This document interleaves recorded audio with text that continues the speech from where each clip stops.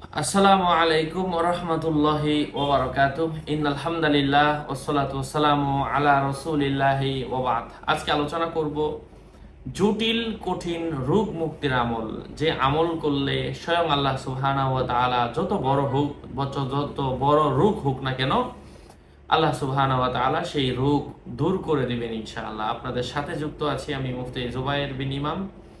আলোচনা বুঝতে সাথেই থাকবেন। এখনো যারা চ্যানেলটি সাবস্ক্রাইব করেননি, সাবস্ক্রাইব করতে ভুলবেন না। ভেরিফাই চ্যানেলের ডিসক্রিপশন বক্সে ক্লিক করলে পেজ এবং আইডি আসবে। এটা ছাড়া আলাদা অন্য কোনো পেজ নেই, আইডি নেই, ইমো নেই, হোয়াটসঅ্যাপ নেই, টিকটক নেই। নাম ছবি দেখে বিভ্রান্ত হবেন না। প্রত্যেক ভিডিওতে আলাদা আমি সাবধান করি, সতর্ক করি। সম্মানিত প্রিয় দিনী ভাই ও বন্ধুরা, আমার নাম ছবি থাকলেই ওটা আমি না, প্রত্যেক ভিডিওতে আমি বলি। এই জন্যই বলি ভেরিফাই চ্যানেলের ডেসক্রিপশন বক্সে ক্লিক করুন, যে আমলগুলো নিজে করলেই হয়। কারণ অনেকে আমার ভিডিওগুলো দিয়ে অনেকে পোস্ট করে বলে আমি হুজুর। এই জন্য আমি বলবো যে নাম ছবি থাকলে আমি না। যাই হোক, যে কোনো রোগ মুক্তির জন্য এই আয়াতটা কোনো ব্যক্তি যদি এই আয়াতটা তেলাওয়াত করে, আয়াত বলতে একটা সূরা, সূরাতু আল আবাসা। সূরাতু আল আবাসা কোরআন শরীফের 30 নম্বর পারার 3 নম্বর সূরা।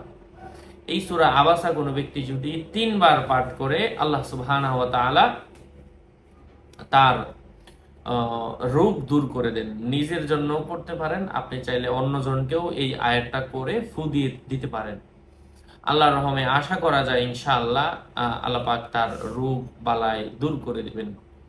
আপনি চাইলে অন্যজনকেও করে দিতে পারেন। 3 বার করে 3 বার ফু দিয়ে দিবেন। এভাবে কয়েকদিন করেন, প্রত্যেক দিন 3 বার করে দেখেন আল্লাহ পাকের সূরার মধ্যে আল্লাহ পাক কি কারিশমা রেখেছেন, কি অলৌকিক মুজিজা রেখেছেন। যাই হোক, আরো আপডেট পেতে সাথেই থাকবেন। সকলের মঙ্গল, সুস্বাস্থ্য, দীর্ঘায়ু কামনা করে এখানে শেষ করছি। আসসালামু আলাইকুম ওয়া রাহমাতুল্লাহি ওয়া বারাকাতুহু।